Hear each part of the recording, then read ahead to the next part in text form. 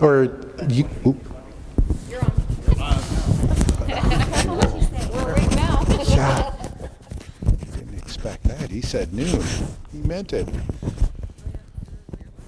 Were you guys doing the corp reform too? Any of you guys participate in the Tier 3 corp reform? Last year? We did. Lena and I did. Okay. Because I was here last year for that. I was like, I thought I meant. Well, you guys also have probation. Thank you. Right? So you have both DC court and you also have the DB, DC, yep. All the support.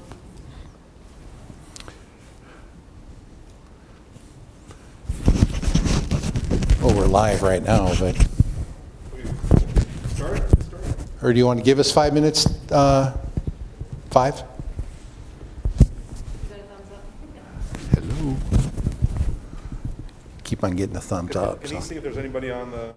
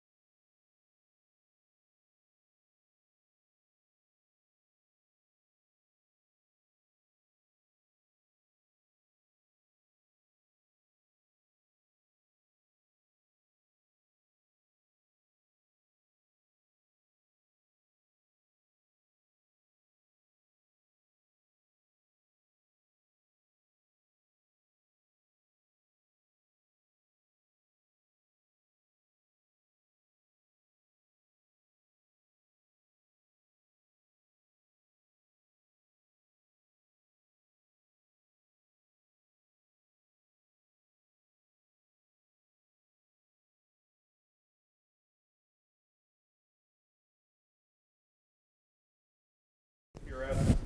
I'm also a Phoenix police officer for the last 17 years. Of course, like the firefighters, they always show up late. Cops are on time. Firefighters show up. Can we get you to sign in up there, please? Thank you, gentlemen. Guys.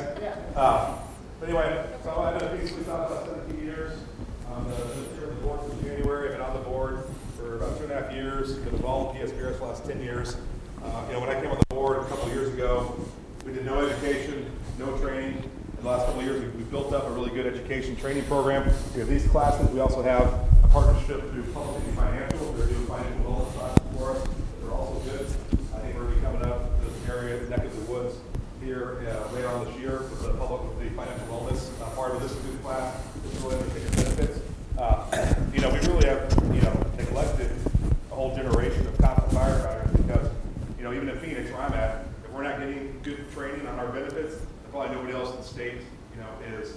And I feel bad about that because we have people who are retiring without the proper information, who are retiring that aren't financially ready to retire, and then you see them 6 months later working at Home Depot to pay for health insurance because they didn't realize that health insurance would be $1,000 a month. They thought it would be the same price it was when they were active just because they never got trained. So it's a big passion of mine. I'm fortunate that Phoenix allows me to basically do PSPRS stuff full time, so I'm always out on the road. And as you guys see in the paper, we have a lot of crazy stuff going on over at the system right now, which we're getting a handle on. We'll get fixed.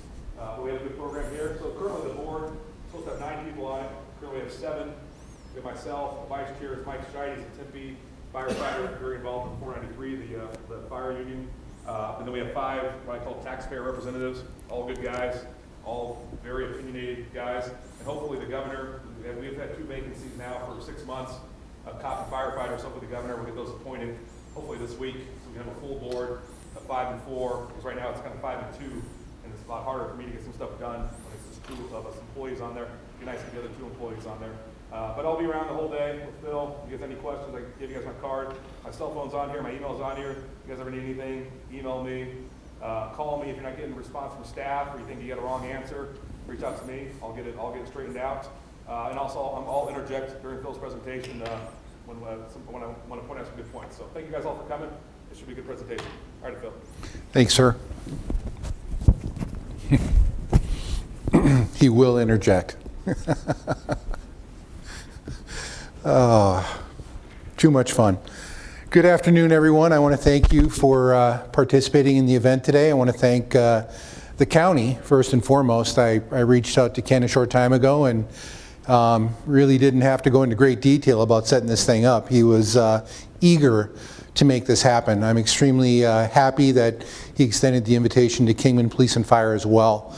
So extremely beneficial for all of us. I'm going to be in Lake Havasu, I think, in August, so maybe some of your coworkers who couldn't make it in today might want to go over to Lake Havasu, or who knows, maybe you guys invite us up again. I'm not a firm believer in one and done when it comes to education, because sometimes it's got to sink in. You got to hear it a couple times. I'm gung-ho about education. I think in law enforcement and firefighting, all the education and the training that you guys go through to do your job, all the different scenarios that you're confronted with on a daily basis, you're prepared because of the training. Retirement, you need some training to retire. I think Will raised a great point on understanding the cost of healthcare. Okay, oh, I got my 20 years in, I'm out of here, I'm done. You know, and then all of a sudden you look at, oh, I got to pay taxes on my pension. Oh, I have to pay health care. Wait a minute, why did I retire? Maybe I made a mistake. And I'm going to go down that path a little bit here today. I really want you to think. I want you to look at your numbers. I want you to get on the website. I want you to be informed, because that's how we make great decisions. Not an emotional decision, an informed decision, because once you retire, it's a done deal. Okay? You leave your current employer. State law is pretty clear. You're not coming back as a police officer or firefighter for your current employer. Not going to happen. Okay? You can maybe go elsewhere, but your pension's your pension. You can't add more to it. Okay? Coming out of PSPRS. So training is important to me. Being on the road, educating members, I think is huge. And as Will indicated, for 50 years we've not done this. My name is Phil Coleman. I'm the new guy on board. 15 whopping months in Arizona, 36 years up in Minnesota, working with cops and firefighters. Happier than heck to be here, as the chief and I were discussing. Haven't shoveled snow for a good 15 months. Kind of awesome. Awesome thought. Amazing how hot it can get here. I was not prepared for the heat. But you know what? Beautiful state. We've traveled around a little bit. Just a great place. During the course of the program, please ask questions. You can talk to us afterwards if you want, those personal questions. So I don't want to bring up my divorce in front of everyone, so I get it. Let's talk afterwards, okay? Or if there's something else that you just don't want the crowd to hear, I understand that. But if during the course of the program I heard something differently and you need some reassurance on something, please ask. That way we all get to hear the answer. I think that's fair. So don't be shy. I'm not critical of people. I encourage questions. You know, the rumor mill is terrible for all of us. I have worked with people that have made decisions based on what they heard someplace else. And all of a sudden, you know, they're holding an empty bag and they're not happy about it. So again, ask questions, PSPRS.com. Get into that member portal, look up your account, educate yourself. Do some tax research, understand that the federal government's going to take a couple bucks out of your pension. For taxes, the state of Arizona, or state taxes are based on residency, depending on where you want to live after you retire, and health care. It is not cheap. And you've got to pay health care. And yes, we offer subsidies, but it's a subsidy. It's not paying the whole premium. It's a couple bucks to try to help you out a little bit. Okay, so do your research, be prepared for retirement. Great program, tier 1, 20 and out. I do 20 years, I can retire. True statement. But how much dough are you really ending up with after taxes, after health care? Maybe it is advantageous to work a couple more years. Put some more money in my 457, add a couple more years to my pension. Add a couple more years and then drop, or maybe I don't drop at all. Again, it's your choice, it's your decision. But be informed, please. PSPRS.com, member portal, do your math, understand your benefit. First pension, 1857, for disabled New York police officers. Actually, if you look at history, you can go back to the Revolutionary War. There are some verbal agreements made for those soldiers to participate in that war.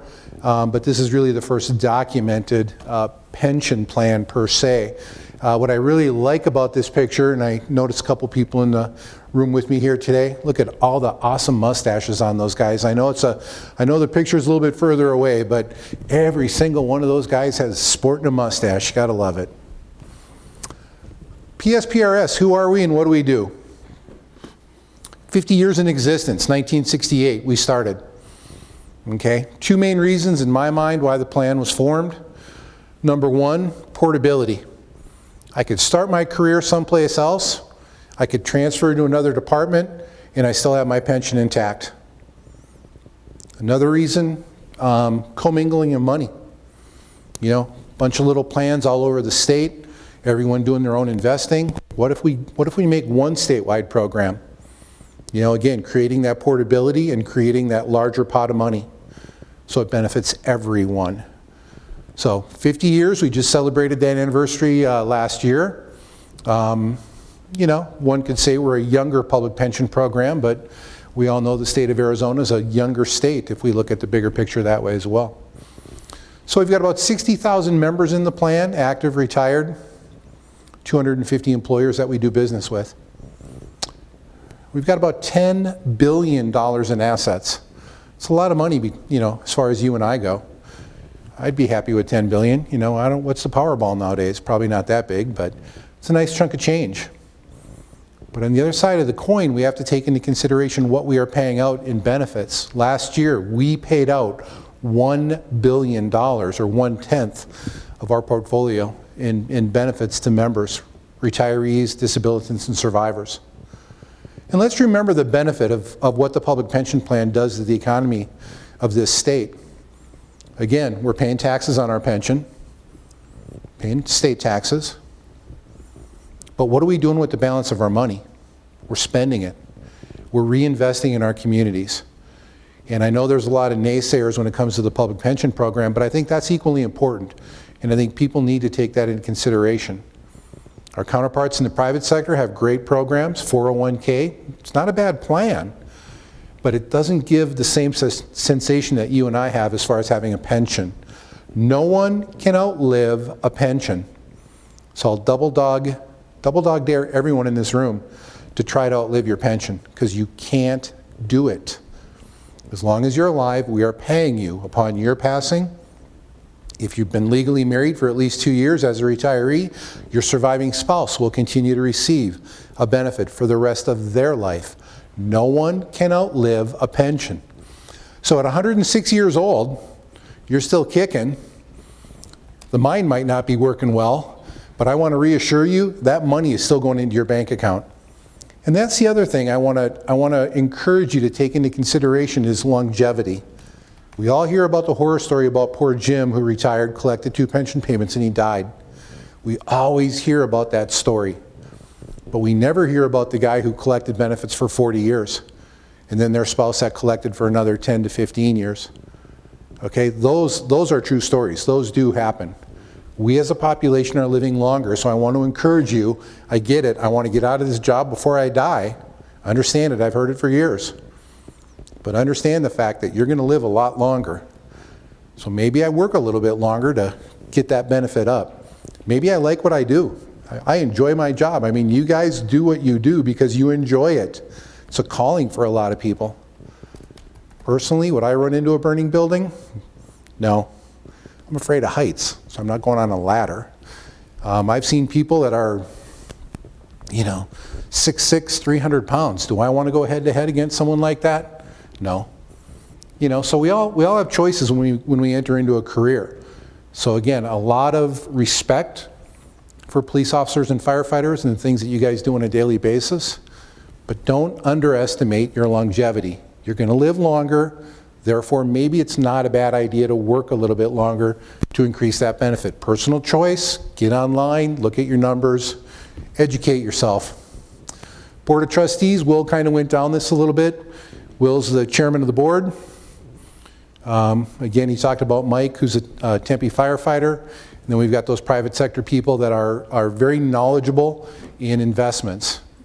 And we do a unique investing with our organization. We're not really relying on the market, like a lot of public pension plans are, or a lot of us are old enough to remember years ago, Enron. Remember Enron? We had Florida as a public pension plan, and I think New York State, or somewhere up in that neck of the woods, where they had the majority of their money invested in Enron. And when the stuff hit the fan, those public pension plans suffered dramatically. Same thing in 08, 09, when the market kind of tanked on us. Public pension plans kind of took it in the shins. So as an organization, we do some unique investing. Kind of out of the ordinary, kind of looking more long term. The home run no longer exists. The home run is gone. Let's make a lot of money in a short period of time. So it's a couple singles, you're still going to score a run. You don't always need that home run. So the board is doing a great job for us. We just need some time. We need some time to make some things happen. Eligibility. As an employer relationship manager, I periodically get a phone call from an employer who's bringing on a part-time person. And our statute's pretty clear. Full-time. Engage in hazardous occupation, AZ post-certified, or firefighter. Statute is clear. There's no gray area when you kind of look at that. So again, full-time people are in the plan. Let me first straw poll. Tier 1, how many Tier 1 members do I have? Tier 2, any Tier 2? Any Tier 3? Okay, well, we'll cover all of our bases. Tier 1, member contribution. Statutory amount, 7.65% based on data hire, or if you came into the plan a little bit later, 11.65. Let's remember those contributions that you make into the plan are tax deferred. So while you pay into PSPRS, you're reducing your taxable income. Same thing with your deferred comp. As you pay into it, you're reducing your taxable income. With that being said, on the backside of collecting those dollars, they are taxable events. Okay, please remember that. You are paying taxes on your 457 deferred comp, and you're paying taxes on your pension. Please do remember that. Public pension programs rely on both member and employer contributions to remain solvent. So, agent multiple plan here in Arizona. So arguably, I've got 3 pension plans in the room right now. I've got Mojave County Pension Plan, I've got Kingman Police, and I've got Kingman Fire. 3 separate plans. Therefore, the employers are paying 3 separate amounts based on experience, based on the number of active, number of retired, number of disabilitants. So a variety of different things that go into that equation. You can easily get on our website and look at the numbers. You can look at your surrounding communities. What are other police and fire departments paying to participate in this plan? And again, employer relationship manager, I do get calls periodically from employers that are not happy about those employer contributions. You as members, your contributions are stagnant. They will not change. But that employer contribution is a variable, and it changes July 1 of each year. And the trend is those dollars have been going up. Okay? And I see a lot of people shaking their head because they've heard, they've seen. It is what it is, everyone. It is what it is. So you're making that contribution, the employer's making the contribution to make this plan happen. We talked about the Tier 1, Tier 2, hired between July 1 of 12 and June 30 of 17. You've got, in essence, two different plans. You've got that straight DB plan, defined benefit, lifetime pension, 1165, and then you've got a hybrid plan, depending whether or not there's some Social Security coverage, I believe. Yes. So you've got a defined benefit, 1165, plus the hybrid being a defined contribution, kicking in a couple extra dollars.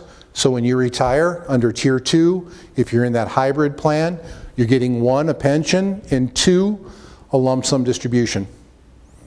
Okay? Some people would refer to that as drop, a form of drop, even though drop does not exist in Tier 2, it's only for Tier 1. But I've heard people say it that way, so I'm not gonna say no, that's not a true statement, because some people want, or enjoy that, I've got a chunk of change when I walk out the door. Same thing with your 457 though. If you've been pretty vigilant about participating in that plan, you'll have another bucket of money when you walk out the door. And there again, you've got that employer contribution as a variable. Tier 3 gets a little bit funnier. So Tier 3 is huge pension reform here in the state of Arizona. And you've got that 90-day window. Once a member is hired, they have 90 days to make that declaration as far as do they want defined benefit, defined contribution. They have a say in the matter. Tier 1, Tier 2 members, you didn't get any say. It is what it is. Tier 3, again, creating some reform, allows an opportunity for a member to make a decision. So here's where it becomes different. Do you or do you not have Social Security? That's the key. So the question is, yes, I have Social Security. So that top row, the answer is yes, I have that traditional defined benefit, lifetime pension, or maybe I don't think I'm going to be in this occupation for 15 years. I'm not going to be here till I'm 55. Maybe this is a short-time gig while I'm going to school to become a doctor. So maybe a defined contribution plan is a better idea.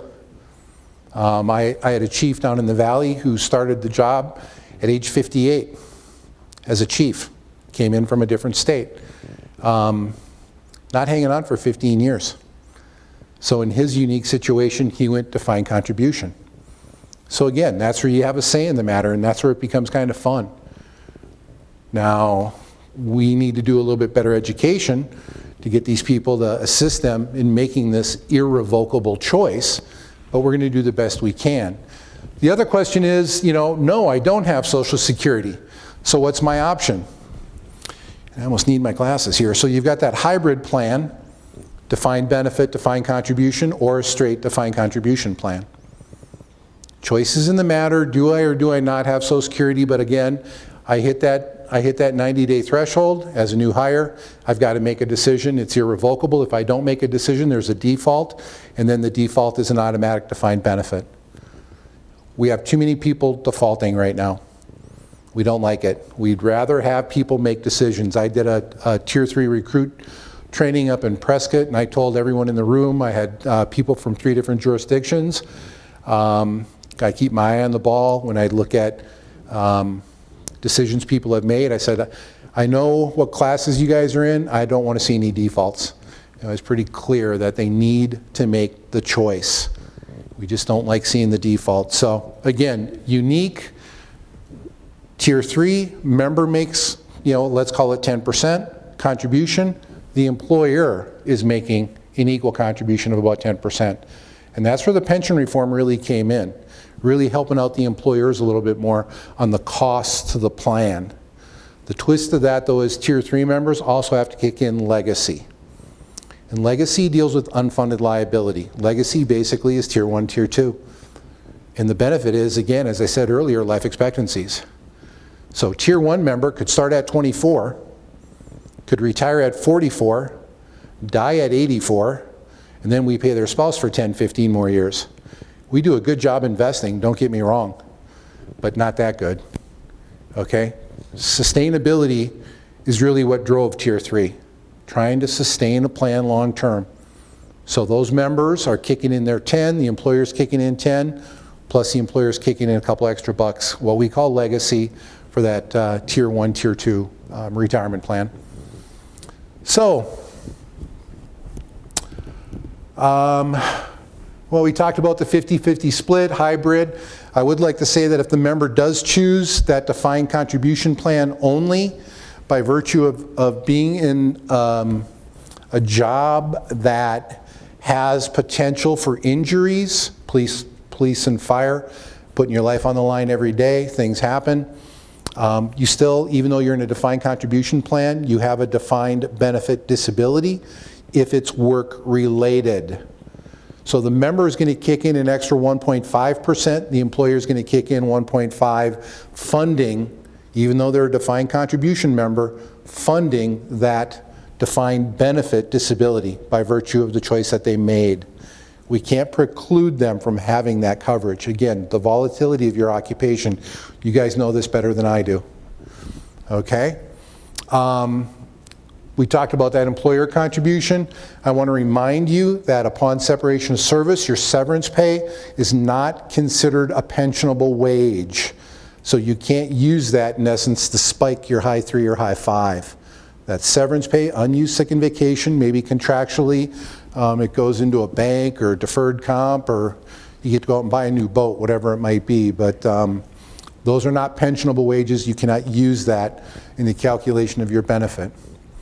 Pensionable limits, Tier 1, Tier 2.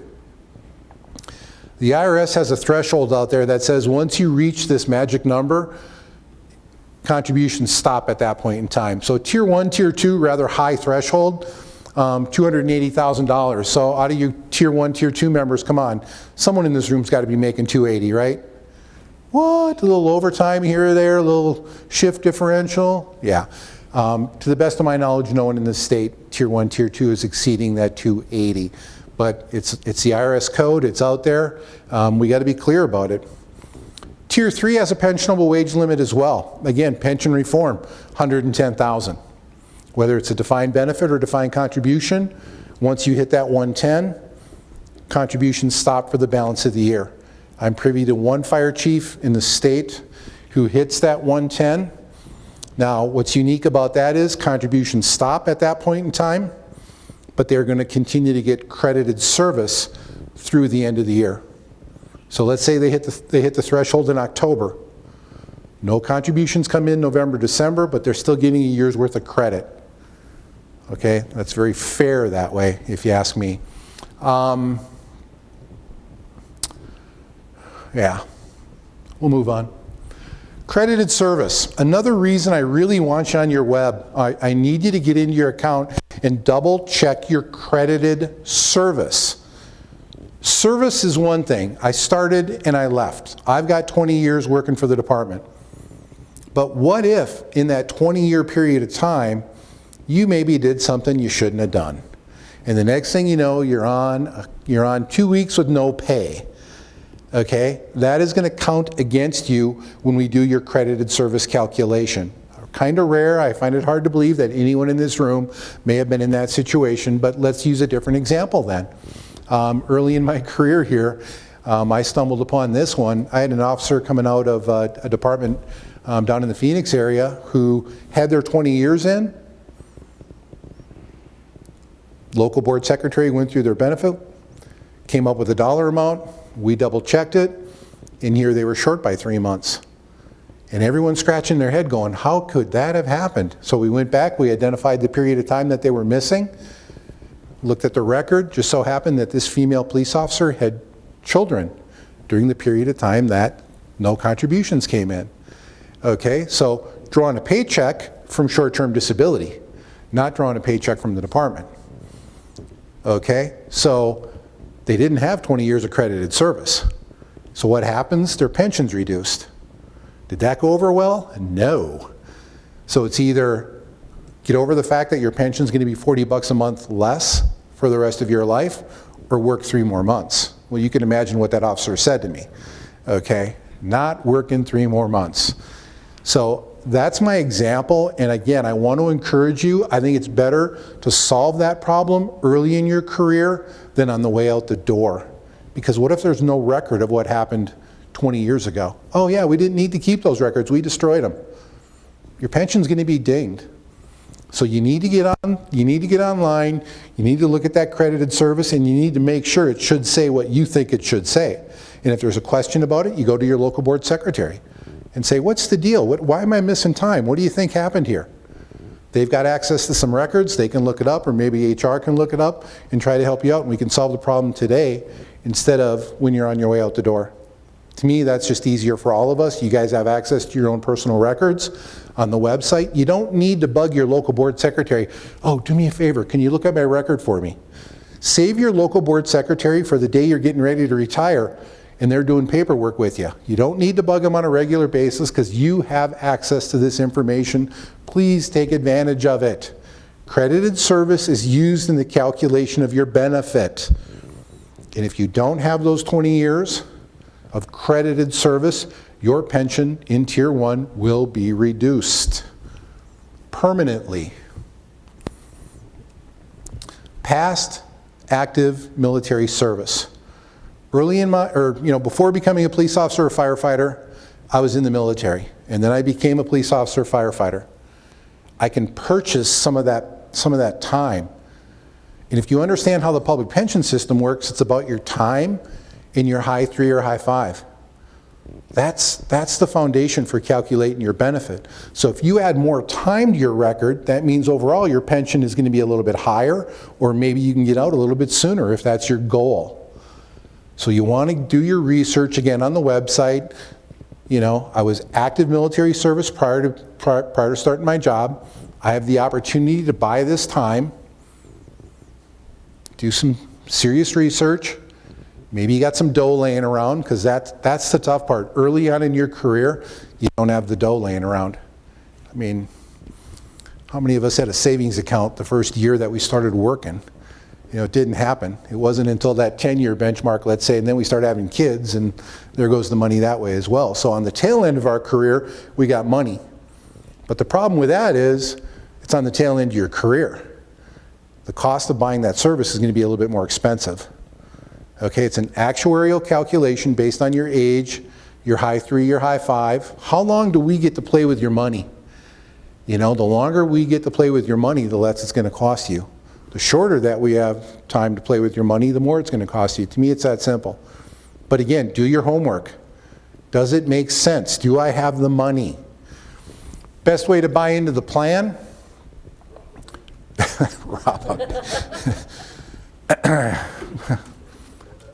Rob a bank. No, I wouldn't suggest that. 457 or your 401. Take those dollars that are defined contribution, that have a life expectancy based on your account balance, turn them into defined benefit that pays you for the rest of your life. Trust to trust rollover, never touches your hands, no tax liability, smartest way to buy back into the plan. Okay, or buy into the plan, period. You know, maximum service, you can buy up to 5 years, has to be active military, not reserves. Pretty clear about that in the statute. Always need your 214 showing those dates. Got to have that 214 to illustrate when you were in the military. Current military service. So I'm working. I'm in the reserves. Two different paths on this one. Presidential call-up versus non-presidential call-up. Again, I had another situation early in my career here in Arizona where deputy was being sent to Gitmo, and his employer was livid that it's not a presidential call-up. And I said, the guy's being sent overseas. How can you tell me? This is not the governor sending him down to the border. He's going overseas.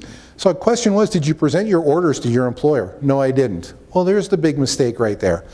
Give him the orders. I think it's a little bit clearer that way. Why is it important? Presidential call-up, the employer is required to pay both employee and employer contributions for the period of time that the member's out. That's huge as that individual who's serving. If it's a non-presidential call-up, the member has to cover their part and the employer has to cover theirs. So very important. I would encourage the first thing you do is bring those orders into your employer, and let's eliminate the chance of a debate as to what type of call-up this is. There's a statutory period of time that the member has, to make this thing happen. The member's not making a payment to us, the employer is making the payment to us. But again, if you're privy to any one of your people, active military, turn them on to this, let them know so they don't make mistakes, because the window closes, the window closes. No turning back the clock. So there is a time frame that we have to make this payment happen. Service purchases and transfers.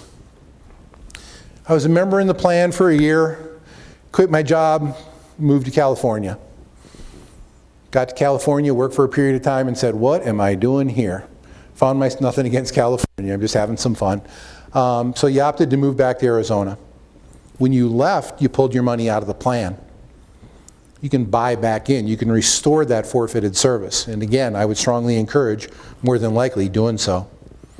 So, purchasing prior service is important.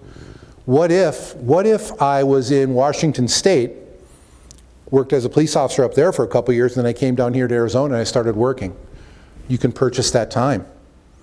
As long as it's not going to generate a pension for you in Washington State, kind of stands by itself, prove to us that you were a police officer or firefighter in another state, you can purchase that service. And again, add more time to the plan. Please remember, actuarial calculation, you're purchasing pieces of your pension. It's not inexpensive. Get over the sticker shock, please. Remember, it's an investment. Yes, it is about you, I get it, but it's about us sometimes as well. The plan has to remain solvent for the young man in the room who's a Tier 3 member, so when he goes to retire, we can say, don't worry about it, young man, we got you covered. Okay? Solvency is huge in my world. We need to keep this plan solvent. So again, I get it, a great option, but get over the sticker shock. It is going to cost you money to buy into the plan. But if you're taking that deferred comp or that defined contribution, 100 grand's 100 grand, and I turn it into a lifetime payment for me and my spouse, that's where you're making your money. All you have to do is live. That's all I'm asking you to do, and I think we all want to do that. So, generally, a lot of good information on the website. Don't be afraid to call the office if you have more questions about this. We've got something right on our homepage right now that's dealing with some buybacks and so on and so forth. So again, whether it's you looking into it or you've got a youngster in your department who might need a little bit of your assistance, share this knowledge, please. I know you're sharing a lot of knowledge as it is, but it's just one more little piece to help them out. Financial stability at a young age is crucial. And understanding that I have a pension for the rest of my life, I've got this income. You know what? This is not the private sector. This is huge. This is awesome to be a public employee and have that peace of mind of pension. Tier 1 member. What if? What if I've been in the plan for 10 years? Private sector knocks on my door and they say, hey, we want to double your income. Come to work for us. And you're going, double my income? Wow. This is intriguing to me. I might do that. You've got two choices as a Tier 1 member. What do I do with my pension? Well, what I'm talking about right now is doubling your money. Let's say during that 10-year period of time, you put in $70,000. You cash in your pension, which I'm not always in favor of, but again, it's your money. Tier 1 kind of changes my philosophy here a little bit. 10 years in the plan, you're going to get your 70 grand plus a match of another 70 grand. I walk out the door with $140,000. Now, if you're silly enough to have us write you a check, ouch, can you say taxes? But if you're smart enough to do a rollover into a tax-qualified program, the full 140 is going into that. So you see graded multipliers here for that Tier 1. So for less than 5 years of service, really no additional dollars, but once I hit that 5-year benchmark, 5 years, 6 years, 7 years, 8 years, I start seeing additional dollars coming into my account. But that's one option that you have, 10 years of service in Tier 1. I'm going to talk later on about deferring and collecting the annuity later on, so you have a choice. You don't need to make that decision today. You're not signing a contract that says, here's what I'm doing with my dough. You can let it ride until you figure some things out, because maybe you don't like that job in the private sector. Maybe you want to come back into law enforcement here in Arizona. You left your money with us. You just pick up where you left off. You don't have to start brand new. You don't have to buy back into the plan. So if it's not burning a hole in your pocket, maybe there's value to let it ride for a period of time until you figure some things out. Tier 2, your contributions. Tier 3, your contributions plus some interest. So Tier 1, again, is the only plan that offers this enhancement if you were to cash in your pension. Never been in favor of cashing in pensions until I started my job here and I saw this and I'm like, that is an intriguing thought. Because I've worked with cops and firefighters for my whole life, and some people think they're in the wrong job. They should be in Wall Street because they got an idea on how they can triple their money in a short period of time. Back in the 90s, I think some of us were around back then when the market was booming. I don't want to pay into the pension plan. If I had that money, I could invest it myself and I could do even better. Then the market crashes and everyone's quiet. I remember those days. Let me tell you, that was a lot of fun.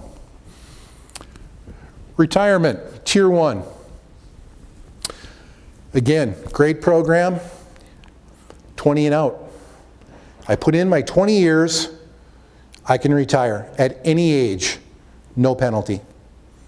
Again, I started at 24, I can retire at 44. That young. Oh, there goes my backup. Or I've got 15 years of service, I'm 62 years old, I can leave, but there's going to be a little bit of a reduction there because Tier 1, the magic, is 20 years of service. So again, 20 and out is doable, but let's remember, you're a young person at that point in time. Health care.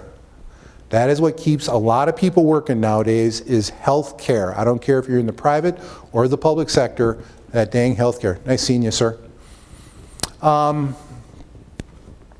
Average monthly benefit is calculated under that high 3. 36 consecutive months within that 20-year window that your salary was the highest. Another reason I want you on the website. Where's my high 3 and what's it doing for me? Debate it if you need to.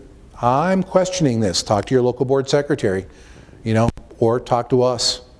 I've had members call up and say, there's something wrong with the math here. This doesn't make sense to me. We are going to, your local board secretary, PSPRS, will walk through that calculation with you so you can wrap your head around it a little bit more if that's what you're after.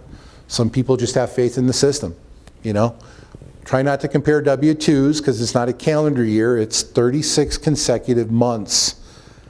Not a calendar year, not a fiscal year, it's just a block of time. We talked about severance pay, not included in that calculation. Tier 1, first 20 years of service, 2.5 multiplier. So 20 years equals 50%. 50% of my high 3. So my high 3 is 80,000. I retire at 20 years, I'm going to get 50% of that, or 40 grand a year, plus increases for the rest of my life, for sitting at home and watching Andy Griffin reruns. That's how it is. 20 and out. 2.5 multiplier. Well, what if I hang on a little bit longer, though? I do not want to see anyone go at 2411. Makes no sense to me, because between 20 and 2411, the multiplier is 2% per year. You hit that magic 25 years of service, now it's all years of service at 2.5. So if any of your coworkers are talking about, I'm leaving at 2410, do your dangest to talk them into hanging on for 2 more months, because their pension will be considerably higher, again, for the rest of their life, for 2 more months. That's the magic number, 25 years of service, 2.5. So at 20 years of service, I'm at 50%. At 25 years, I'm at 62.5. So that 12.5% of that high 3 could be enough to kind of put you over the top and think, you know what, retirement's a little bit more palatable here. Cash flow's a little bit more attractive. Again, for each year under 20, there's a 4% subtraction. Maximum, there's a max in this state, 80%, or the equivalent to 32 years. Why would anyone work beyond 32 years? Healthcare.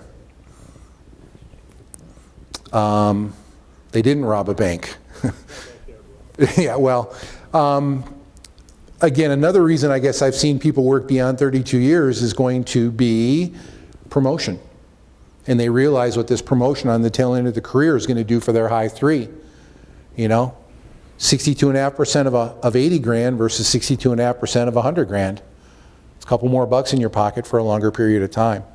I met a gentleman down in Nogales, a commander down there. This guy's working 37 years. I mean, and he was just dang proud of what he was up to. He had it figured out. 32 years, hit that magical 80%, 5-year drop.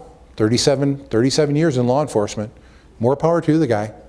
I had a senior commander out of St. Paul PD, my old career, 43 years on the job. We had a 3% multiplier in Minnesota. 129% of his high 5 salary. The guy was losing money going to work on the tail end of his career because his pension was greater than his salary. It does happen. It's rare, but it does happen. Okay? So again, that's where that education piece comes in for you, that training is playing with the website. And I'd say once a month. You don't need to look at it every day because the numbers don't change every day. They change once a month. When we update that high 3, if it's current, you can see it. If it's in the past, your numbers really aren't changing. Don't be afraid to do those projections. What if I hang on one more year? Just what if? It's you sitting in front of your computer, typing in a couple numbers. Education. Drop, deferred retirement option, applicable to Tier 1 only. 20 years accredited service. What is drop? You know, it's voluntary, it's irrevocable. Basically saying that when I sign that drop contract, I don't pay into the plan, my employer doesn't pay into the plan. I'm still working, I'm still earning a paycheck, I'm just not earning any more credit that's going to be used towards my pension. Those dollars are going into a separate account for you that when you exit drop or when you terminate employment, those dollars are then available to you in a lump sum distribution plus that lifetime monthly benefit. Not a bad deal. Hit the ground running. I walk out the door with a couple $100,000 in my pocket plus $4,000 a month for the rest of my life. Not a bad equation. There's value there. But again, drop to me is personal choice. You know, there's pros and cons of how you want to look at your numbers. Some of us have $500,000 in our deferred comp already. Do I need another $500,000? Or would it make more sense to have a higher lifetime monthly payment? Personal choice, but there are options there. So I'm just here to explain it. You do accrue interest on that drop account, and upon exiting, upon separation, that drop money goes into your nationwide account, a 401 that we're involved in as well. And I would encourage, be right with you, sir. I would encourage maybe considering keeping the money in the PSPRS 401 account for a couple different reasons. The biggest reason I would encourage is fees. Our fee structure is unbelievably low for managing your money. So do your homework. You know, it's like any other industry out there. You can pay someone a minimal amount to manage your money, or you can pay someone a boatload of money to manage your money. It's your call, it's your money. But some of us would rather have the same product just at a cheaper price. You know, it's up to you. Plus, we've got some decent returns. Help me out here, Will. So the PSPRS 401A plan was developed 2 years ago, pension reform, 2.5 years ago now, and it really is. So we have a board that oversees the 401A plan, and everybody on that board is public safety, and we all have lots of experience on our other 401A plans, like City of Phoenix, City of Mesa, the state plan, and we've kind of taken all the good stuff from all those plans and put it into our plan. We have the highest fixed interest rate in the state right now in our fixed account. So I would really encourage you when you leave to keep your drop money in our 401A plan. And also now, it just got changed last year, where now you can actually roll all your money from the city or from the county, all your deferred comp money into our plan, so it's all in one place through Nationwide. I mean, our plan is really good. Our fees are, we just got $150 million in our account a couple months ago, so now our fees are going to be reduced even lower. And then next year, When we go out to bid again, we're going to get that interest rate up even higher into the threes. With the current projection of where interest rates are now, unless something really happens bad in the economy, then it won't change. But the goal is to get that interest rate guarantee up into the 3% to 4% next year when we go back out to bid. So the 401A plan is a great plan.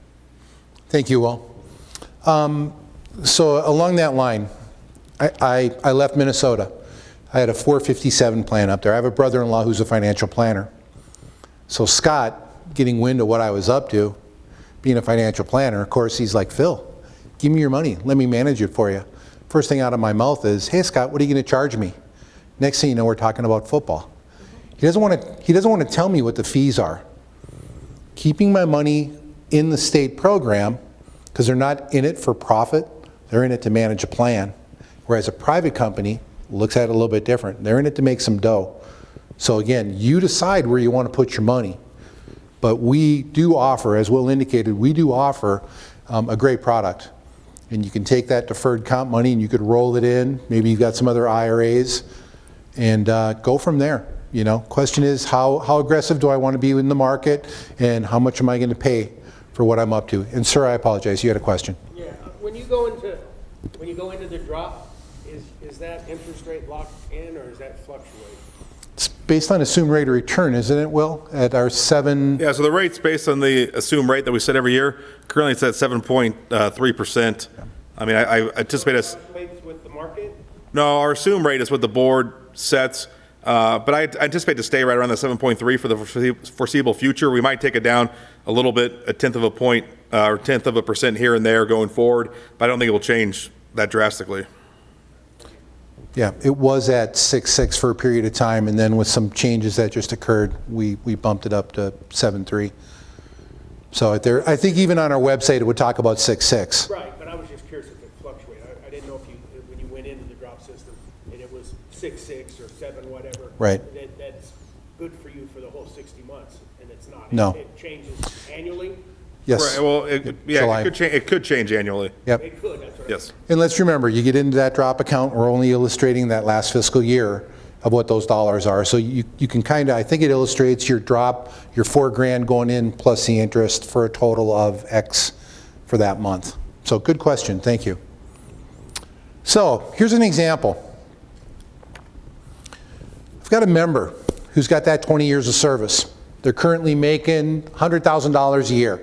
And I apologize if you guys don't like my numbers, but it's just simpler math that way. So I've already tweaked it once. I might have to tweak it again. So 20 years, 5 years into drop. So based on that 20 years with a 2.5 multiplier, they're looking at 50%.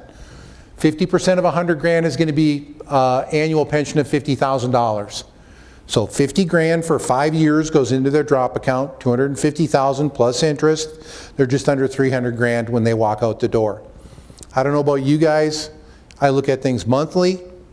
I take it one step further. I look at net, not gross.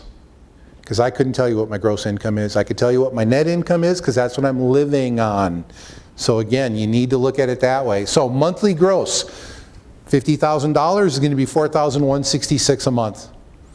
What's the number next to that? That $3,333. That's 80% of the member's benefit. That's the surviving spousal benefit. So the member's drawing $4,166, they die, the spouse is getting $3,333 a month for the rest of their life plus increases. That's what that illustrates. On the other side, 25 years in the plan, no drop. 2.5 multiplier, 62.5% of $100,000 is $62,500 annually. No drop account. Monthly benefit, $5,208.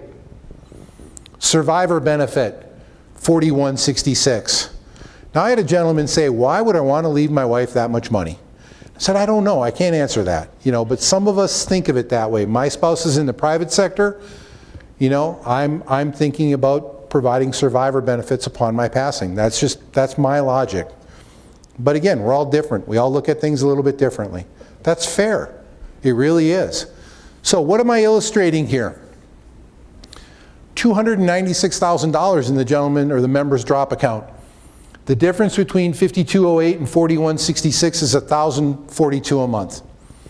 So the debate is going to be this member, by accepting the drop, is ahead for about 23 years. There's assumptions here, everyone. This is not, there's other things that we need to take into consideration. The return of investment on that 296. Are they or are they not going to get a COLA from the pension? There are assumptions there. But my point is, you know what? Yeah, 23 years is a long time. But if you're retired at 44, by the time you're 67, 23 years, from 67 to the day you die, plus the survivor benefit could be better. I had a gentleman up in Prescott when I did not a tier 3, but another one of these types of programs up there. The guy's spouse was 12 years younger. And when he saw this after the program, he said, I appreciate shedding light on this subject matter for me, because I was concerned about that survivor benefit. He thought everyone had to go into drop. He didn't know it was an option. The general word up there is everyone goes into drop, period. He's going, I got a great amount in my deferred, house is paid off, blah, blah, blah, blah, blah, but having that steady income for my spouse made sense to him. One example. Okay, one example, but it was still nice to hear from someone. So, personal choice, irrevocable, voluntary. What if I work beyond those 5 years? What if I don't drop, even though I signed that contract and I said I was? $250 is still yours, but the interest is forfeited. That's all. Now that could be big. That's almost $50,000. Why would someone do that? Well, situation in another part of the state where the chief left. A couple officers were in drop. They were thinking people were going to be promoted. What's the ramification of not dropping? There really isn't any. But let's remember, they're not paying into the plan anymore.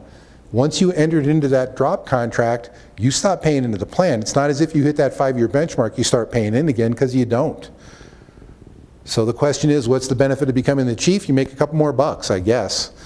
Or maybe this is something you wanted to do. I need to be the chief when I retire, Personal choices, but it's asking questions. And if not for that community asking questions, I think the way they were looking at things was going to be an interesting equation up there, because they thought differently. They were not aware of how the law is written here. So again, don't be afraid to ask questions. I know there's a lot of rumors out there, a lot of chatter. Not that cops and firefighters don't talk, because I know you guys do. So I'll just add my standard disclaimer here. Number one, he's going to leave that guy in this scenario. Is going to leave his widow, next husband, a very nice payment, apparently, because she's 12 years younger. So let's just be honest about that. But on a bigger note, we do not give financial advice. We do, however, per statute, contract with Public Safety Financial, which is our contracted RIA. We're going to update these slides to put their information in at the end. It's not updated for today, but going forward. So if you got any questions, whether you should drop or not drop, they can actually, for free, as part of their contract, they're a fiduciary to you as the member, and their contract, they have to do what's in your best interest. They will put you through a whole exercise looking at your entire financial situation, including your debts, your assets, everything else, and they'll come up with a plan to determine what's right for you as far as retirement goes, as far as if you should drop or not, et cetera, et cetera. So do not take anything that we say as any sort of financial advice. Talk to our RIA, who is contracted as a fiduciary for you. So, standard disclaimer. Thank you, Will. Yes, sir. Yes. Can you talk a little bit more about the drop and the exit? If I'm understanding you correctly, if I'm in the drop, I complete my 5 years, and I decide I want to stay. You can't, so the caveat to that is most employers will not let you stay. That's an employer decision. Like the City of Phoenix, they view that as an irrevocable contract, and if you try to stay, they will fire you. So so I know that was kind of a one case exception. The way I look at drop is once you sign that contract, you're gone in 5 years. Because I don't know of any other employer in the state that's allowed people to stay and refund the drop interest, other than that one example. So you got to look at that as once you're in drop, you're gone in 5 years. To my knowledge, most other employers in the state will not allow you to stay. They'll say you signed an irrevocable contract, you're gone in 60 months. That's with the local board. So that's with us, but through the local board. Yeah. Is it safe to say, though, Will, some people don't fulfill the 5 years and they leave a little bit earlier? Oh yeah, you can leave whenever you want. We have guys who leave 2 months into drop. It's your choice to stay up to the 5 years or not. But what I'm saying is most employers, to my knowledge, if not all, as a rule of thumb, won't let you stay past the 5 years. They won't let you rescind that. Like I know in Phoenix, we've had several guys try to rescind it, and the city and the local board has said, no, we view it as an irrevocable contract, you're gone. So. They look at that as double dipping. past that 5 years, the city's making money in a sense by they're not paying your pension Contribution. contribution.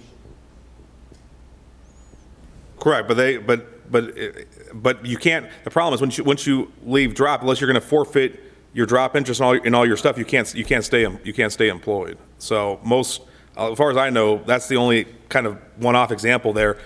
You got to look at it as an irrevocable contract. So Thank you, Will. So drop or not, takes a future pension, turns it into a titled asset. Lump sum has the possibility to grow faster than inflation. You've got emergencies, funds for emergencies, legacy for the family. I've been pretty clear with my 4 kids. The last check I write is going to bounce. So don't think that I'm leaving you any money, because I'm not. But I do recognize the fact that some people do think that's important to leave money for the kids. Okay, I get it. I do understand it. Don't drop. Additional lifetime pension guaranteed by the state of Arizona. And a nice word in that sentence is guaranteed. Ultimately, it's the taxpayers, but it is guaranteed. Not every public pension plan in this country has that G word in this sentence. Okay, where I came from, there was no guarantee in Minnesota. Okay, so that's what's nice about Arizona. COLA's, cost of living adjustment, does cap out at 2%. And again, it provides a larger lifetime monthly benefit, if you want to look at it that way. And again, I want to be clear, I'm not trying to lead you to do one or the other. I just want to fully explain what they are, so you're clear about it. That's all. That's my goal here. But COLAs drop people and get it as well, right? Get COLAs, everybody. no. I don't think they do, no, because Don't get you're COLA not till you really exit- retired till- yet. Till you exit employment. Pay after drops. Correct. Correct. Then you start getting COLAs. You will, correct. Yes, correct. yes, that's We're going to correct. talk about COLAs later. So I mentioned earlier that Tier 1 member hit that 10-year benchmark, private sector knocking on the door. In lieu of cashing in, doubling up their money, they have an option to a deferred retirement. Let the money ride. I just doubled my income. I don't need the money today. Taxes, be one way of looking at it. Well, I've got money to invest. That's another way of looking at it. Again, you decide. It's nice to know you have choices. 10 years of service in the plan, credited service, I can start collecting this annuity at age 62. It's different calculation based on employee and employer contributions. It's not a normal standard retirement. And we need to understand there's no survivor benefits with the annuity, there's no increases, and there's no health care subsidy. It's a little bit different vehicle than a normal retirement coming out of PSPRS. But again, it's good to know you have choices. And that's one of the reasons why we're doing these programs, is to provide that information to you so you can make an informed decision. Tier 2 members, 25 years accredited service, can start collecting that benefit. I do apologize, that second bullet, 15 years accredited service, it is not reduced. I apologize. We just noticed that Monday when we were in the eastern part of the state, but it's a graded multiplier, and it is a confusing calculation, so I'm not going to waste a lot of time talking about that. But you've got options. Minimum age, 52 and a half. So if I started this job at 25, and now I'm 50, I really have to hang on for 2.5 more years. This is where we start getting into age determinations for that pension. It's not 20 and out, no age. Tier 2, early form of pension reform, kind of kicking some things down the road a little bit. So now age requirements come into the plan as well. We've got that high 5, 60 consecutive months in lieu of a high 3. A little bit different calculation. We already talked about that severance pay. 2.5% multiplier for the first 25 years of service, or actually all years of service. 25 equals that 62.5%. For each year after that 25, it's a 2.5 multiplier. Again, if I don't have 25 years, there's a reduction. 80%, same concept, 32 years of service. Automatic survivor benefit. You're going to see that consistent.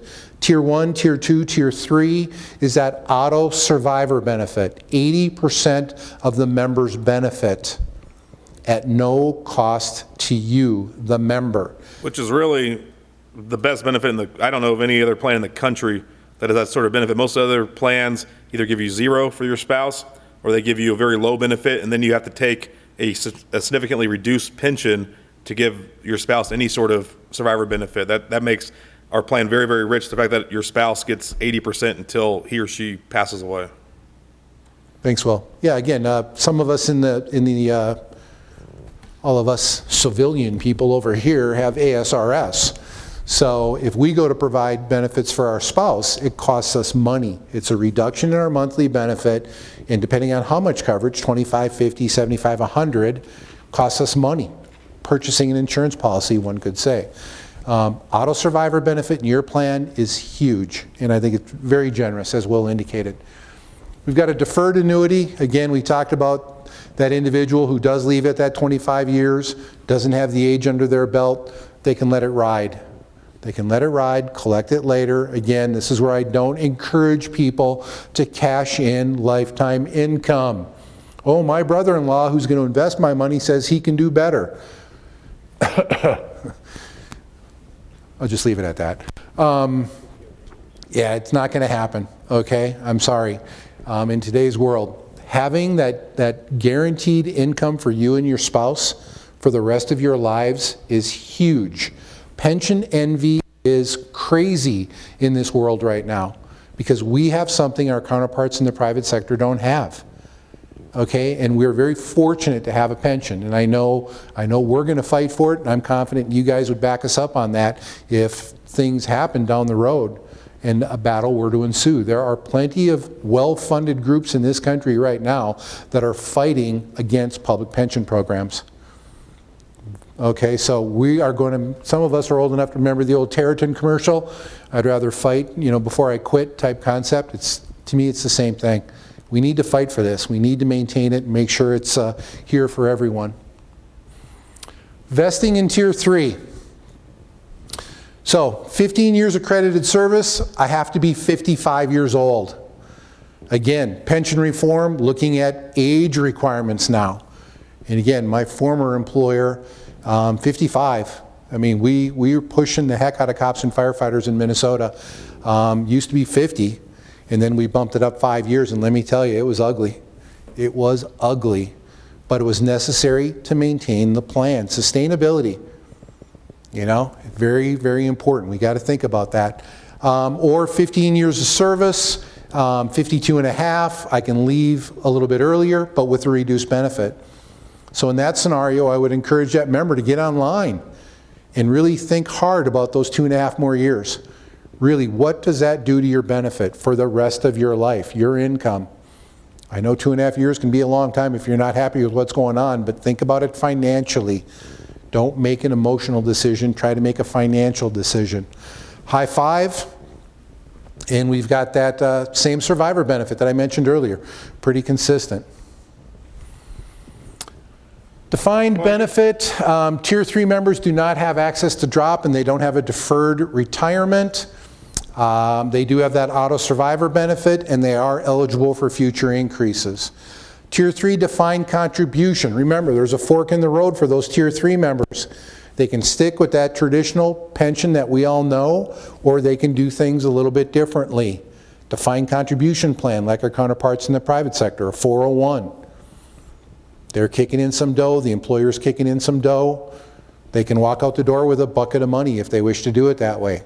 They don't have a lifetime monthly benefit like a pension.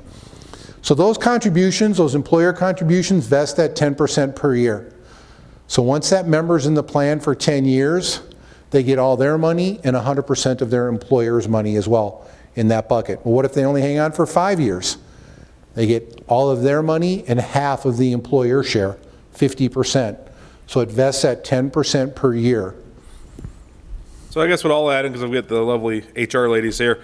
So I teach a lot of the Tier 3 classes. What I tell the new recruits is, if you're 25 to 45 and you're going to do a career out of it, the DB plan, by far, the math will say, is the most lucrative plan. So if you're going to do a career, you're 25 to 45, DB plan is the place to be.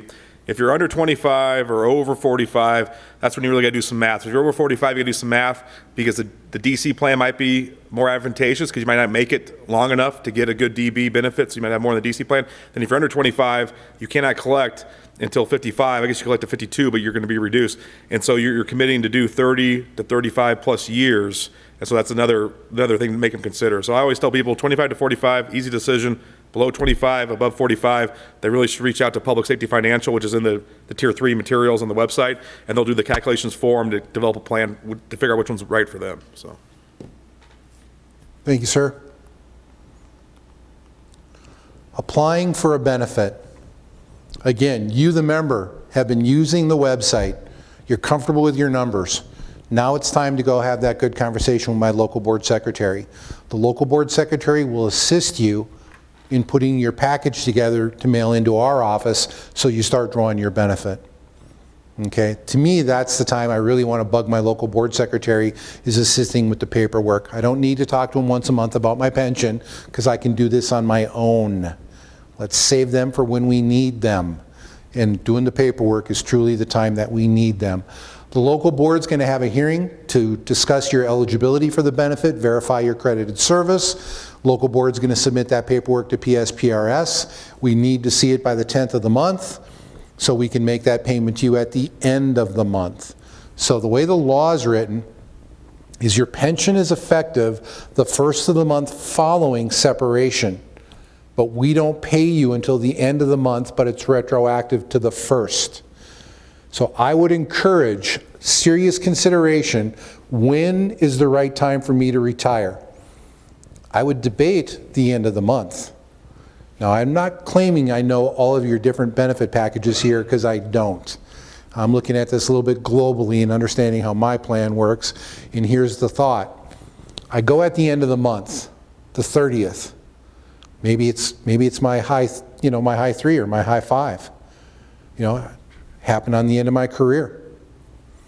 One way of looking at it. Cash flow is another way. I terminate on the 30th. My pension effective date is the first of the month following. June 30th I term. July 1's my benefit effective date. I'm going to get another paycheck from my employer mid-July, and then I'll get my first pension payment at the end of the month, retroactive to the first. Now, a lot of people are going to say, well, wait a minute, there's a flaw there. Why wouldn't you terminate on July 5? You get to work that holiday. I mean, come on, triple time and a half and holiday pay and all this other fun stuff. Man, that's just a huge financial day for you. And I do understand that. But let's think about some cash flow here. I terminate July 5, my benefit effective date is August 1. I don't see my first pension payment until August 30.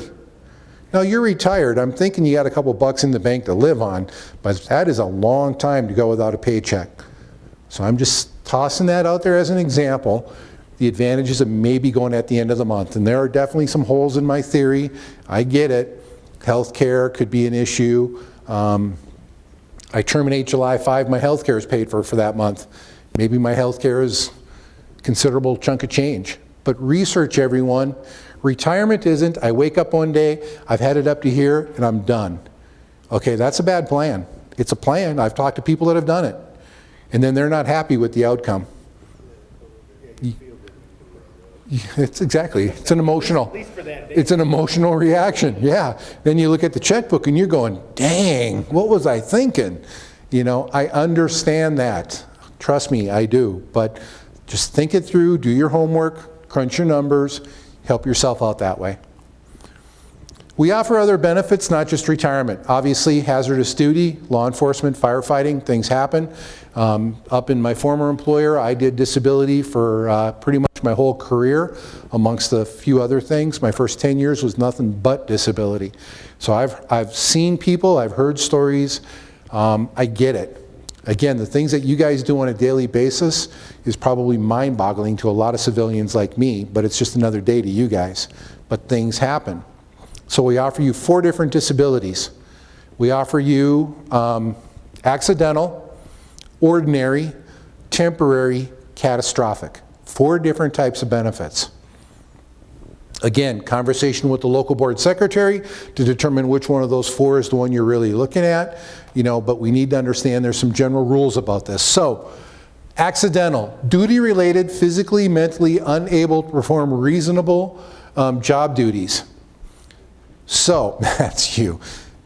Are you the bank robber again? Is this, wait a minute, what's going on here? When I get shot, when I get ready to retire, I'm gonna be on disability. Okay, I didn't hear that, but I don't think this is being recorded. I could be wrong. I'm on the job for 10 years.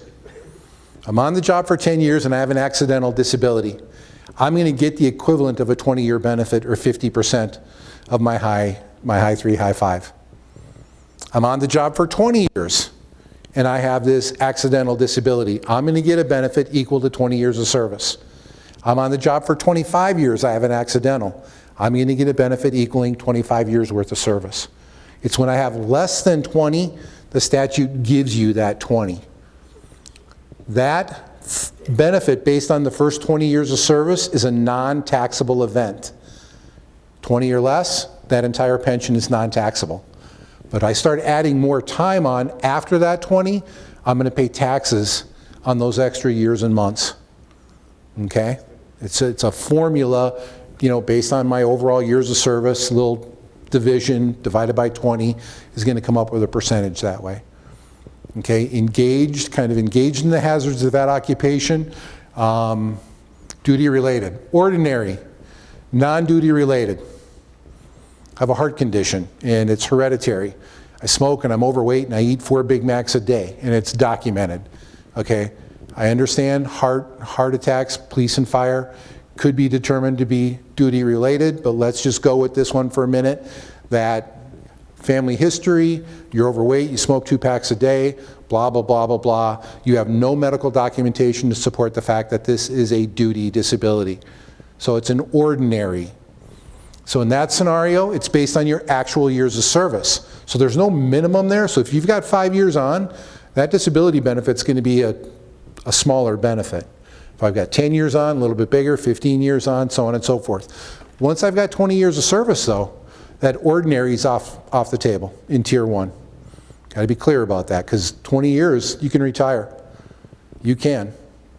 And your local board secretary should be, if you knock on the door, I've got 21 years on, I'm applying for an ordinary, your local board secretary should be saying, wait a minute here. You got to prove some things to us in order to get that benefit. But I'm not going to go there. I rambled on for a minute. Physically unable to perform reasonable duties or mental condition which is permanent and total in nature precludes you from engaging in substantial gainful activity. It's a legal term. Perm total disability, substantial gainful activity is legal, not medical. Basically, mentally, you are not working in any capacity ever again. Can't happen. The least used benefit, temporary. I'm disabled for a period of at least 12 months. We're going to pay you for those 12 months and then we're done paying you. The key there though is in that temporary disability, in order to collect the benefit, you have to terminate. Seems rather counterproductive to me. I know I'm coming back to work. I know I just blew out a rotator cuff doing something. I know I'm coming back. But if I want to collect this benefit, I have to terminate. Are they going to rehire me knowing that I've got a rotator injury? I think between the two of us, Will and I were talking about this on Monday when we were traveling. Not heard of anyone doing a temporary. It's on the books, it's there, but no one does it because no one wants to quit their job. Last but not least, catastrophic. This is where you're messed up really bad. This benefit is going to equal 90% of that high 3, high 5, but you are removed from the labor market as a whole. Okay, the other benefits that we talked about basically are precluding you from being a police officer or a firefighter. You can return to the labor market and do other things. But catastrophic is basically saying you're done. You're done working anywhere, doing anything. That's why the benefit level is a little bit higher. Okay, taking that into consideration. Duty related, physical condition, permanent total in nature, non-taxable for like the first 5 years, and then there'd be some different tax consequences after those 5 years. We've got a couple of those floating around, a couple of those catastrophics. But again, have the conversation with the doctor. Doc, am I going back or am I not? And I know cops and firefighters, you're going to do whatever you can to get back to work. And then 5 years later, you're going to go, dang, I probably shouldn't have come back because now I re-injured myself and this is going to be a little bit tougher to prove on a disability. Okay? But again, you got to do what you got to do. I'm not telling you guys things that you don't know or you haven't heard already. I do understand it's a calling that why you're involved in this occupation. Survivor benefits. Again, as a part of the plan, we offer retirement, we offer disability. What if I die? Because we're all gonna. Okay, the question is when. So my first scenario is, what if I'm killed in the line of duty? My spouse is covered. Legally married at the point in time, my spouse is covered. No minimum time on the job, covered. 100% of the average pensionable wages. And that spouse is going to draw for their lifetime, plus increases. Active died, non-duty. Okay? God forbid you're stricken with some illness that is going to reduce your life expectancy while you're on the job. So it wasn't a KIA, but I just died. I was in a car accident. I'm sorry for that. So there are benefits there for your spouse and your dependent children. Dependent children, 18 or 23, a full-time student. There's maximum benefit payouts under that scenario. If you're married and you have 4 kids, max that we're really looking at is 100% of that pensionable wage, but it's distributed between the spouse and the 4 kids. But then as that oldest kid rolls off from being independent, you're going to see a slight change in the benefit. The third child rolls off. You know, as we see those kids rolling off, you're going to see changes in the benefits, and then the spouse would be at that minimum 80% for the rest of their life, again, plus increases. Let's remember, as a retired member, I have to be married for 2 years for my spouse to collect that benefit. So what if? What if I get married my last day on the job? Something happens on that last day, your spouse is covered. KIA. There's no minimum requirement into that situation. But as I roll into retirement, in a day after I retire, I've been married for 2 days now, I die. My spouse gets nothing. As a retiree, you have to be married for 2 years for that spouse to collect a benefit. We need to remember that. That's important. Okay? So you could be single when you retire. A couple years later, you get married. You're married for more than 2 years. You pass, that survivor will draw a benefit. Okay? A very nice benefit for the rest of their life, plus increases.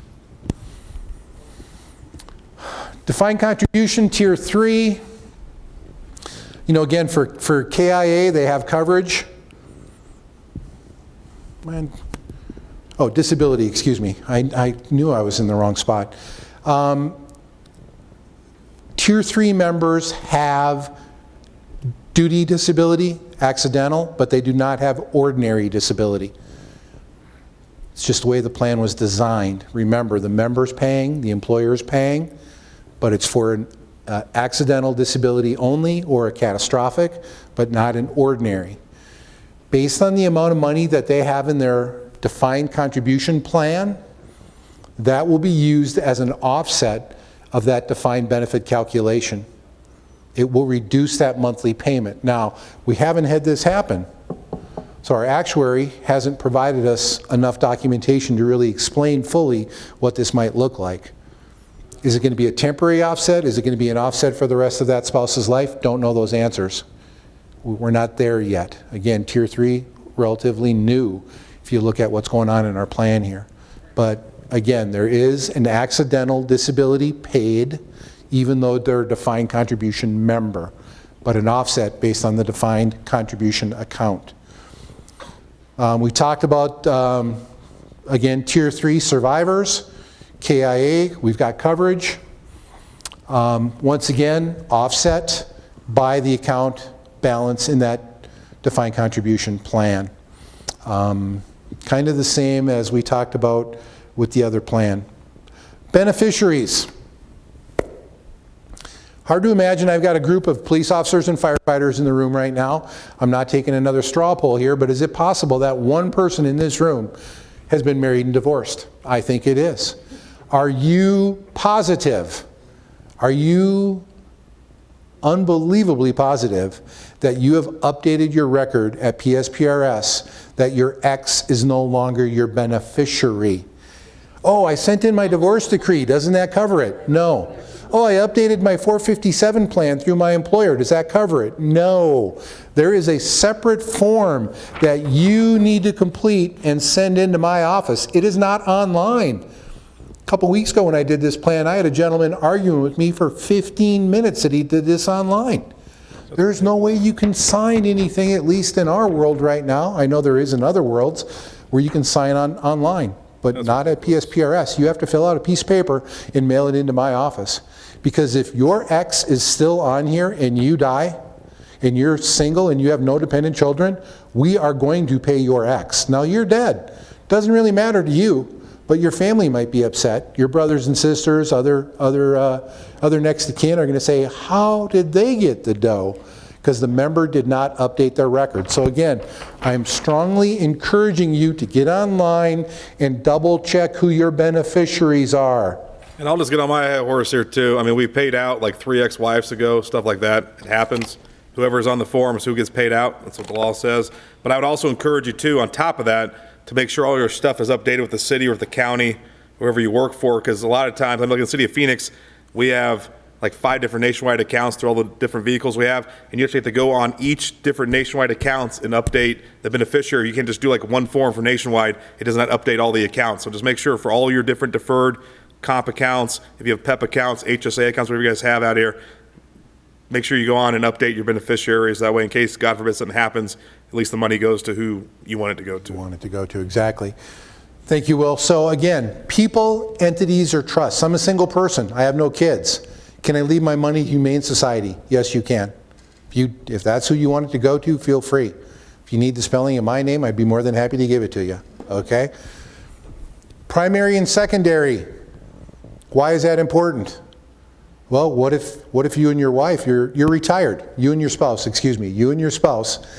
are HR. That's why I said excuse me. Okay, I knew you guys get a kick out of that.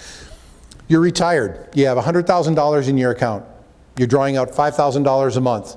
2 months into retirement, what we call your go-go years, and I don't mean dancing, I just mean you're out running around. Because you're retired, you're going. Because later on in life, we call it the slow years. You're 80-something years old. You can't be driving around, come on. So 2 months into retirement, 100 grand, I've pulled out $10,000. I have $90,000 left in my account. My spouse and I are killed in the same car accident. Who gets my money? Secondary, you do what? How'd that happen? Yeah. So my secondary beneficiaries. So again, personally, spouse is primary, 4 kids are secondary. Layers of protection. The money is going to who I want it to go to. And I would strongly encourage, again, filling out the form. Pretty simple, pretty simple. Fill it out, do a little documentation. Down the road, I get married, let's add something. Down the road, I get divorced, let's add or subtract. Start having kids, let's start adding. Let's document things, so if things do happen, we know what you wanted. Change it at any time. And I already talked about if the member and the survivor die at the same time and there's a balance, it's not our money. Some people think we keep it. Oh, that money sticks with you guys. It's not ours, it's yours. We're going to give it to the people that you wanted it to go to. But if you've not updated that record, there's going to be an issue. Taxes, I talked about this earlier. I apologize for being a broken record. Prior to July of 2000, contributions that you paid into the plan, you paid taxes on. After July of 2000, they became tax deferred. So your good friends at the IRS, they're going to give you a nice little tax break. If you've got contributions in prior to July 2000, your awesome buddies at the IRS are going to give you a nice little tax break. And when I say little, I mean little. It is like microscopic. They're going to take those RD tax contributions and they're going to spread them out over like a 30-year period.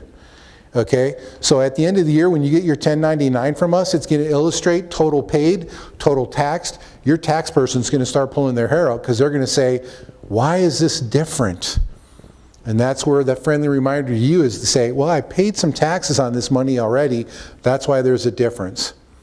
The IRS general rule of the safe harbor method is the calculation of that non-taxable portion for, again, let's call it 30 years. but it is microscopic, everyone. It is not a huge benefit for you. State taxes are based on residency. Okay, I got a nice little raise when I moved down to Arizona because state income taxes are about half than what they are in Minnesota. So I wouldn't encourage moving to Minnesota because you're going to lose a lot more of your money as far as taxes go. You know, maybe Nevada, maybe Washington State, they don't tax pensions. Tennessee doesn't tax pensions, or they don't have personal income tax. South Dakota, there you go. No personal income tax in South Dakota. And you get to shovel snow. What a great deal. It almost looks like Arizona to some parts of South Dakota. So you decide where you want to go, but remember, you need to update those records if you start bouncing around a little bit as far as taxes go. Working after retirement. It does happen. First and foremost, you cannot go back to your current employer as a retiree and work for them in the same capacity. I cannot leave Kingman PD and 2 years later go back and get a job at Kingman as a police officer.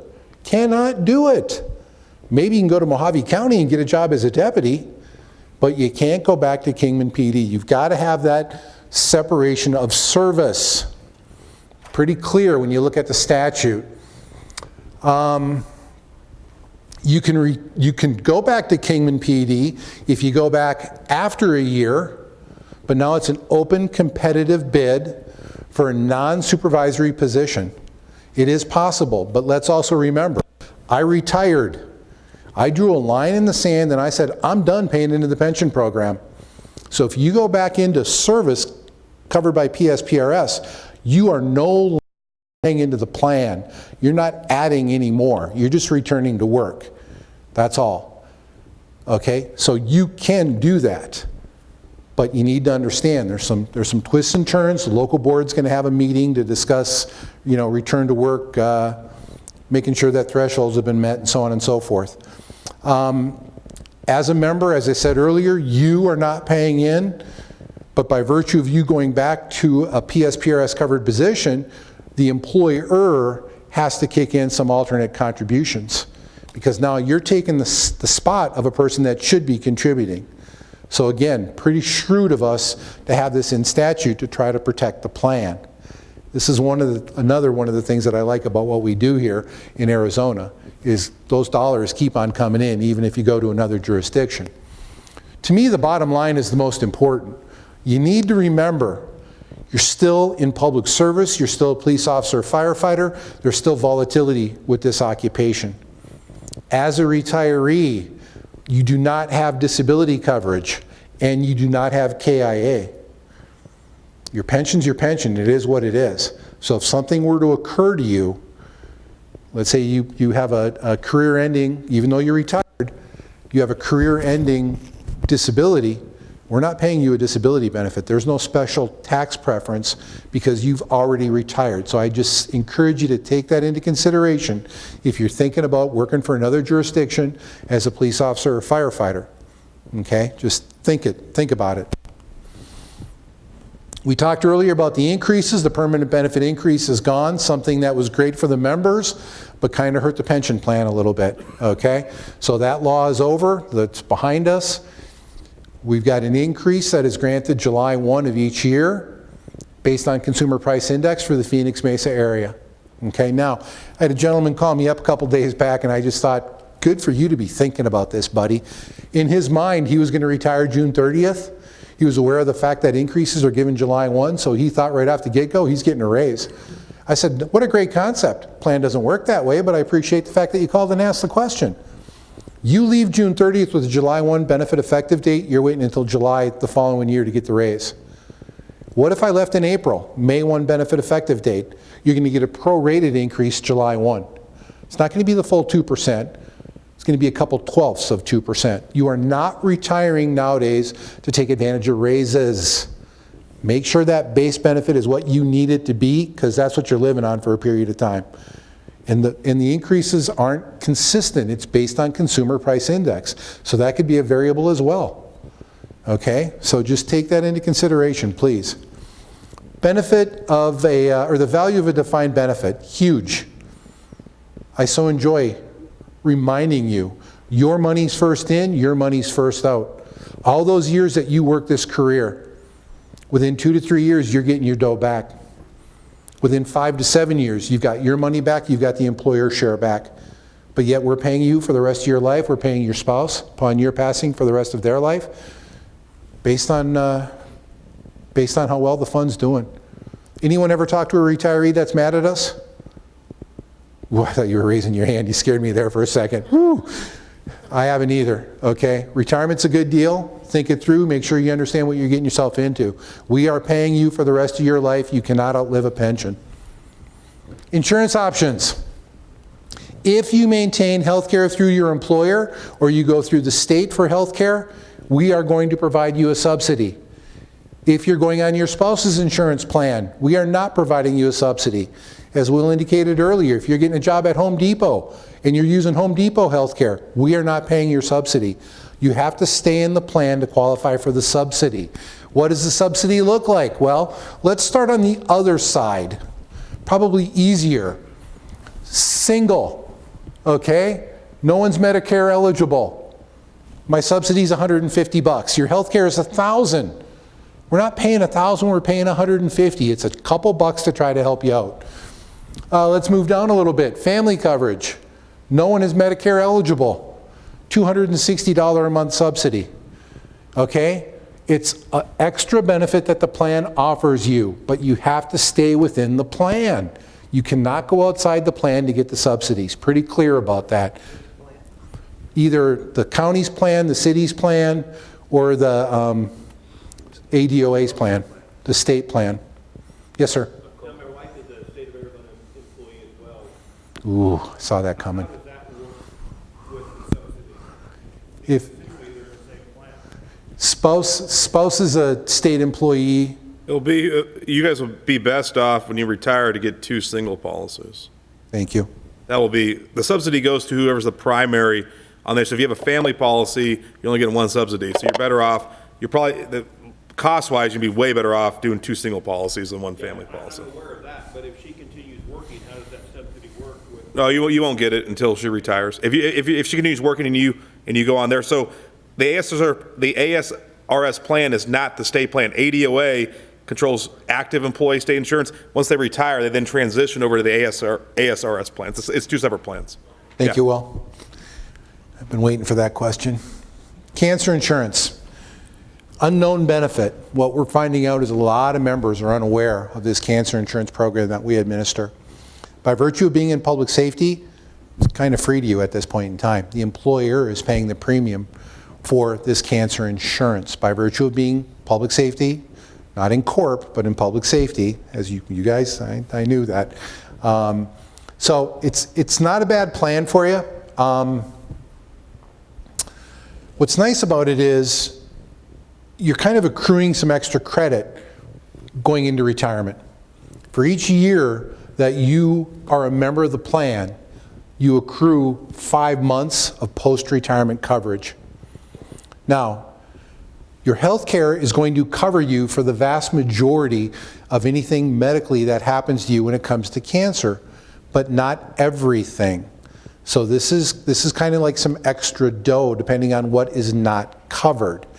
And we've got quite the laundry list of how this works. So if you have skin cancer, you know, cancer's cancer, I'm not trying to minimize anything, but if you have a little skin cancer, you need to have that removed, you qualify for a benefit. Okay, what if it's worse? Then the value of that benefit increases based on the severity of this cancer. Okay, and I don't want to minimize it, not trying to, but I don't want to go crazy about it either. The plan does have a cap of $100,000 as far as a payout to you. So it's additional dollars that your health care plan is already covering something, but they don't cover everything. It's an additional, well-funded plan at this point in time that you can utilize. And that's a reach out to our organization and talk to the folks that are on that team and make sure that we all understand what's going on. Or again, pass the word on to your coworkers about this, because a lot of folks are unaware of this program that we also administer. A lot of good information on our website about it, or again, a great team that are going to take care of you. Yeah, so I'll just pipe up, man. Cancer insurance is something we've had for the last 20 years. A lot of people don't know about it. This is what you need to know is you get cancer, any sort of cancer, within the first year, call us up. We'll send you the paperwork. If you get some sort of skin cancer, we're only going to cut you a check for $500. We'll do that 5 times. But if you get like a major cancer, we're going to cut you a check for $15,000, no questions asked, within 48 hours or so. And then we're also going to cover any out-of-pocket expenses that your medical plan doesn't cover or workers' comp doesn't cover, either one, up to $100,000. So it's a great benefit. It's not very well known. Last couple of years, we've been trying to get the word out about it. But yeah, if you get cancer, 12 months, make sure as soon as you get it, make sure you call us up because we're going to cut you a check right away to help out. Thanks, Will. Example of, again, 20 years, I retire, I have cancer insurance for 8 years and 4 months, post-retirement. Now, if I've had an event, I probably want to continue this after my free time. If I haven't had an event, then I can't continue it. Okay? Now, one thing that happened legislatively this year is the drop time for Tier 1 members, those 5 years that you're in drop per se, are going to now start counting for that additional coverage. So what used to be 8 years, 4 months because you only had 20, now you got 20 in, 5 years drop, you got 25, 10 years, 5 months. Brand new legislation, just was signed by the governor recently. We've added on some time to this program for you guys. But again, it's all about having an event. If after my career, post-retirement, no event, I hit the end of my free time, I'm done. But if I've had an event, that keeps the door open for me at the end of my free time for a whopping $50 a month taken out of your $50 one-time payment, for the year, taken out of your July payment, you can continue that coverage. $50 a year. Pretty inexpensive for something of this magnitude.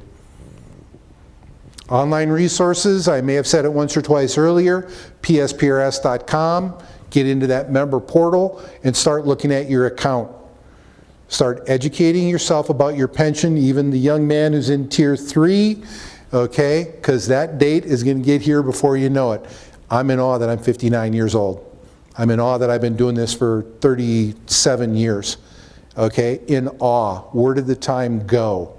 That's how it is. So do your homework early. Help yourself out as far as modifying that deferred comp as well.